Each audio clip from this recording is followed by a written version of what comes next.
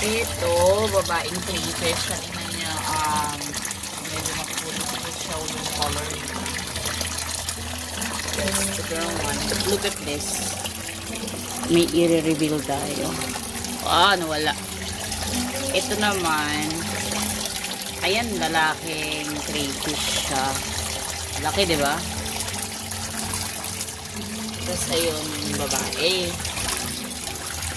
Tapos, ito naman,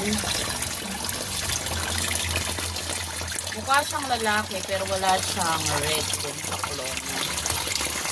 Diba? So, pag tinignan mo, ganyan siya. Bakla yan. Mukha siyang lalaki, pero wala siyang red sa, ano niya.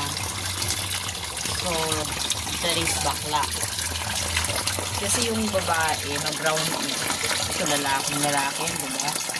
Pero yan, bakla yan. Ito kasi yung babae. Tingnan mo. Ganyan ang babae. Pero yun, layo ng difference na mag-brownish siya. Ayun, medyo bluish.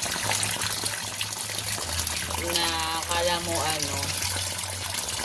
pero wala siyang red sa colonia. So, I think that's bakla. So, bakla nga ba talaga ang crayfish na to? Well, let's see. Hindi mo nagtago.